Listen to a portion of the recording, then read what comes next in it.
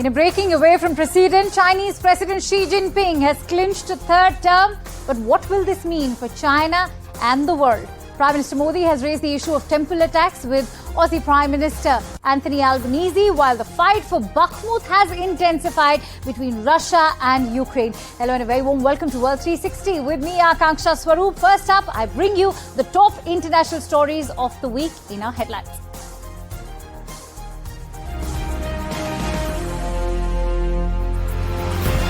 Chinese President Xi Jinping secures a historic third term amid a myriad of domestic and geopolitical challenges, including China's struggling economy and diplomatic headwinds.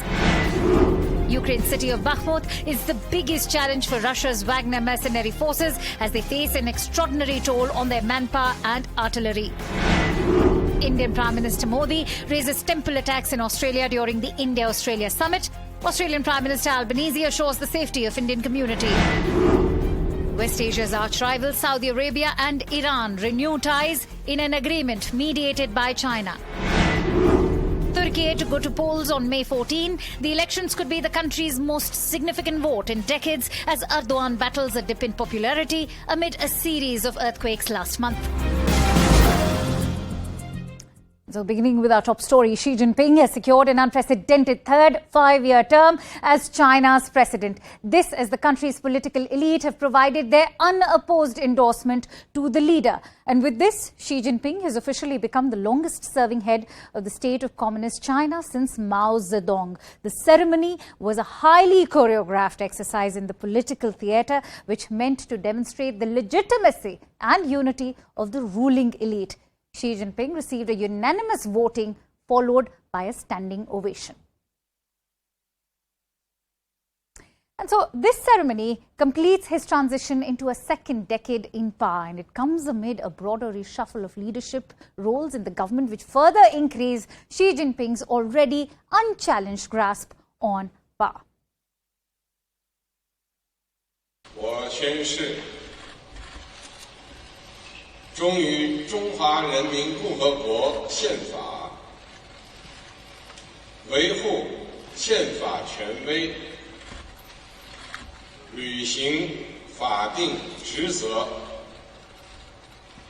忠于祖国，忠于人民，恪尽职守。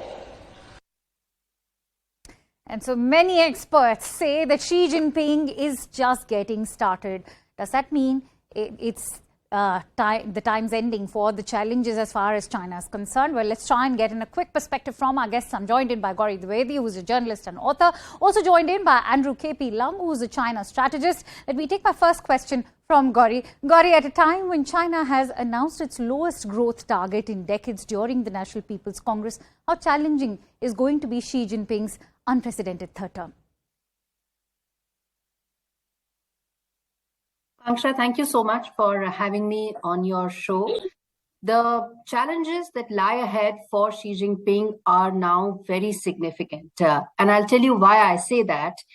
We are talking at a time when the European Commission President, Ursula, is in Washington. She is going to meet President Biden.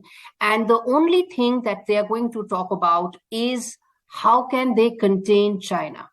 And her meeting follows a similar meeting she had with Canada and Canadian Prime Minister 2 days back, again on the similar lines that how can we contain, the developed world contain China, reduce its dependence on China, and start a process of decoupling.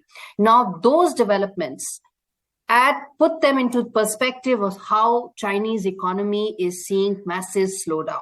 So if there is consensus amongst global leaders that they want to reduce their dependence on China, cut down on their excessive dependence on Chinese supply chains, at a time when the Chinese economy is at its lowest in terms of growth levels, it definitely spells trouble as far as Xi Jinping is concerned. European leaders are on record saying that their resources, minerals, for which they depend on China needs to end. And they are going to start some sort of a formal mechanism to put that into place. That tells you what lies ahead in terms of China's economic woes, geopolitical problems, and how both of them combine into a bigger challenge for Xi Jinping going forward. So the next few years, as the Chinese economy tries to get back on its feet, it will come at a time when there is growing global resistance and joint global efforts to cut down on technology transfers, to ensure that when it comes to advanced technologies like AI, semiconductors, and other such fields, they are able to cut China off completely, Right.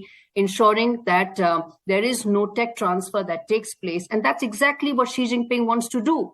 His entire focus in the third term is about Industry 4.0. It is about going up the value chain.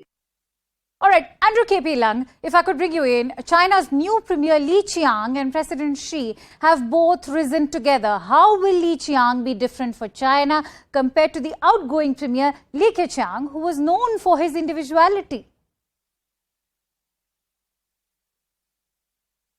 Even in the over 200 members of the Central Committee, which is the a reservoir of future leaders, a lot of them have worked together with President Xi, during the past so many decades. They are all likely to be President Xi's comrade in arms.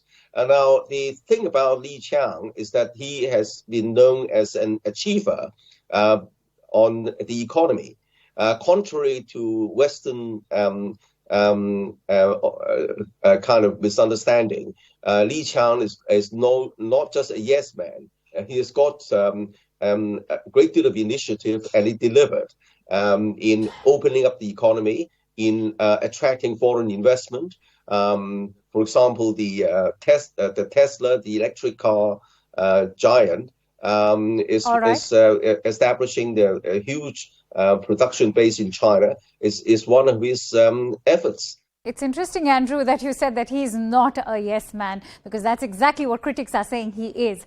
Anyways, many thanks to you, Andrew Lung and Gauri Dwivedi, for joining in with your precious insights. And with that, I shift focus to the ongoing war in Ukraine. All eyes are on the Battle of Bakhmut, which has been ranked as the war's longest and most hard-fought battle.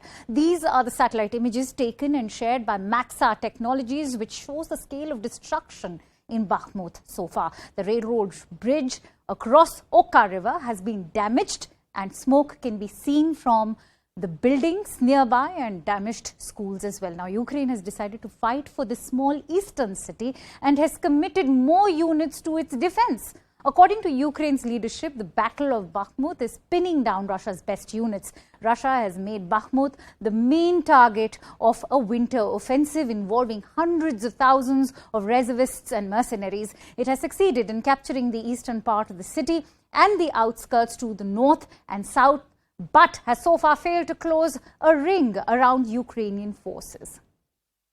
And moving on to another aspect of Ukraine, which is the Nord Stream conflict. It's a major international mystery with global consequences. Now, who was behind the explosion of the damaged Nord Stream gas pipelines last year in the Baltic Sea? That's the question that all investigations have been trying to answer.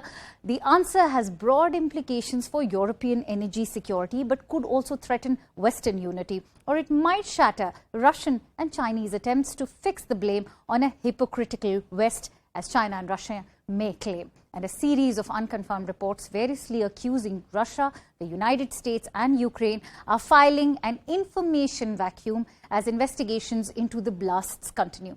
Just a month ago, American investigative journalist Seymour Hersh claimed that the United States was responsible for bombing the Nord Stream last pipeline, while a New York Times report alleged that pro-Ukrainian groups were behind this bombing. Let's also listen in to what Seymour has to say. The idea that you can train some guys from Ukraine to go do this 260 feet below the surface, where to go down, the diver has to stop every 90 feet. Because otherwise you get bends. And then you have these 4 large pipelines. To know what you're doing is so hard. And so whoever thought up that story in the White House or wherever it is, my problem with the people that are in the national security business, Tony Blinken, Secretary of State, the guy that wouldn't go to China, meet his counterpart because of a balloon, they're so hostile. and Jake Sullivan, the National Security Advisor, and Newland. I call them Winkin, Blinken, and Newland for the children's story. They're way over their head. And here's another crucial development that's impacting Europe and Russia. The former Soviet Republic, Georgia, has dropped a controversial media law after massive protests in the capital. The bill was voted down in second reading after only one lawmaker out of 36 who voted back the legislation that critics had compared laws in Russia that authorities have leveraged to silence Kremlin's opponents. Hundreds of anti-government protesters celebrated outside the legislature during this vote, and protesters outside the parliament called it a victory for the whole nation. Georgian authorities have faced mounting international criticism over a perceived backsliding on democracy, seriously damaging Tbilisi's ties with Brussels. Now, especially now that Georgia has applied for EU's membership just last year. As far as the war is concerned, let me quickly get in perspective from our guest, Peter Zalmaev, who's a political affairs expert and joining me live from Ukraine. Thank you, Peter, for joining in. Now, U.S. Defense Secretary Lloyd Austin has said that Russia winning Bakhmut does not mean that they're winning this war. In that case, why is Ukraine defending Bakhmut so fiercely, losing out on thousands of troops in the process? Well, yes, the conclusion of most military experts, Ukrainian and foreign, is that Bakhmut has a political significance for the attacking army, meaning for the Russian army and for Vladimir Putin personally.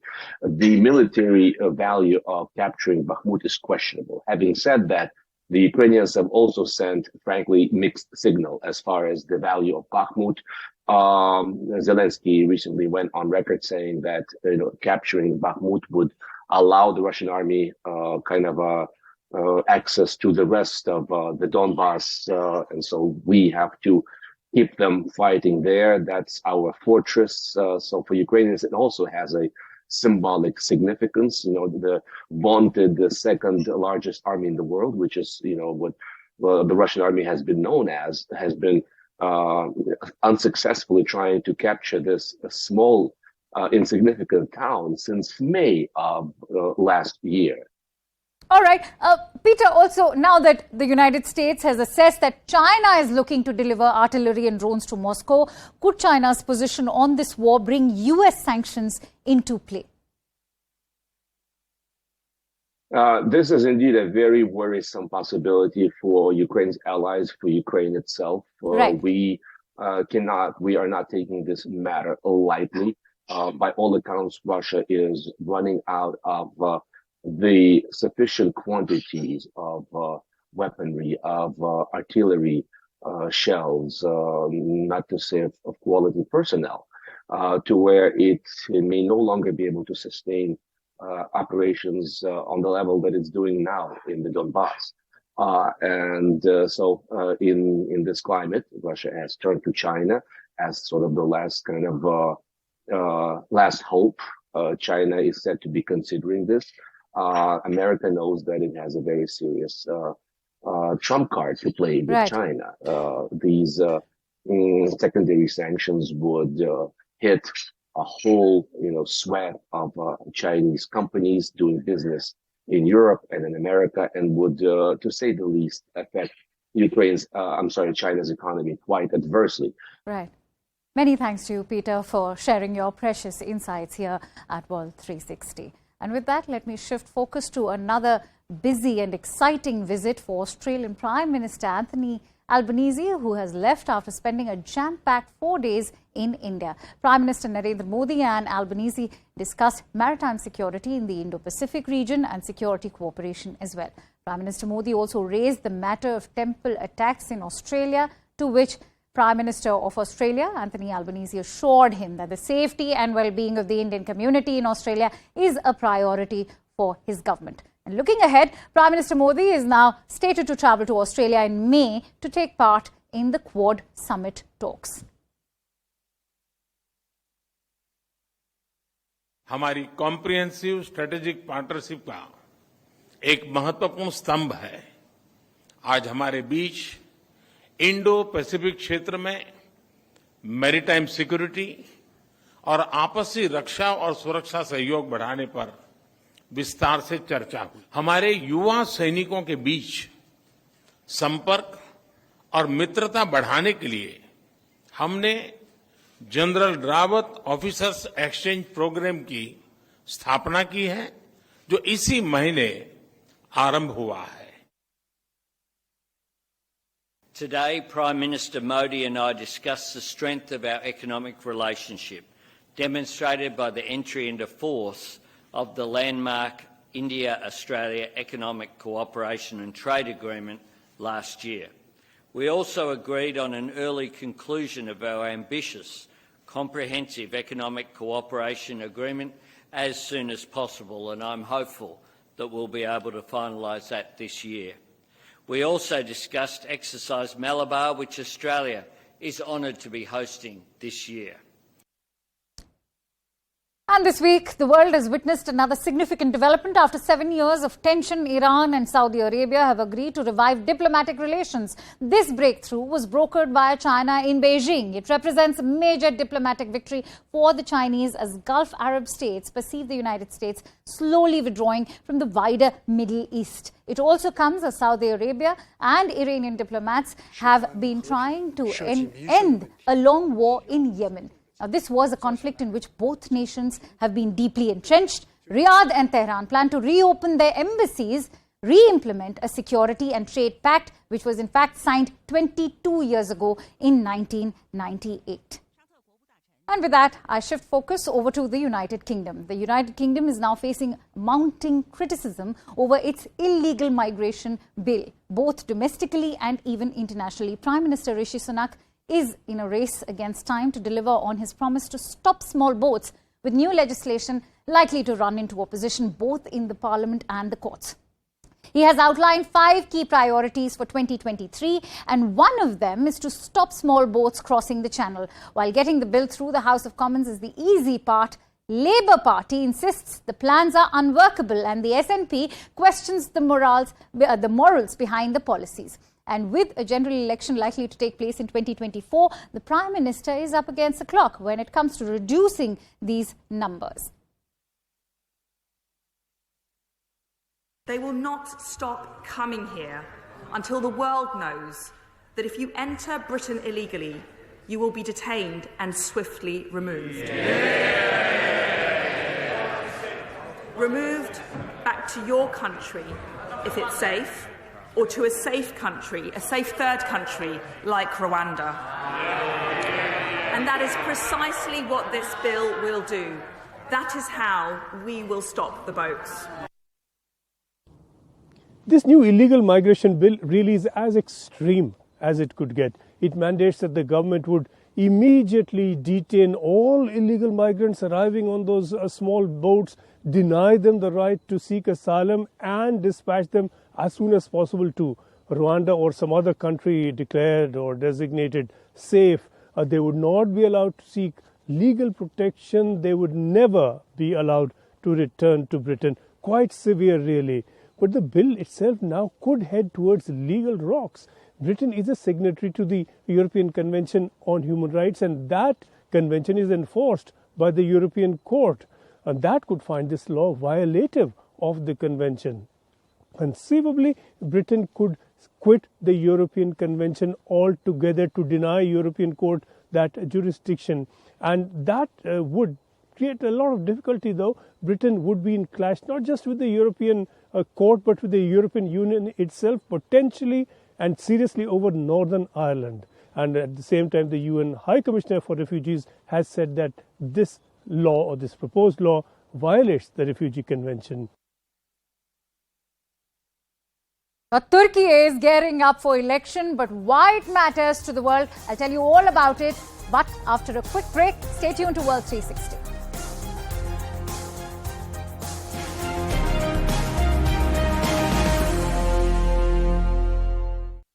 que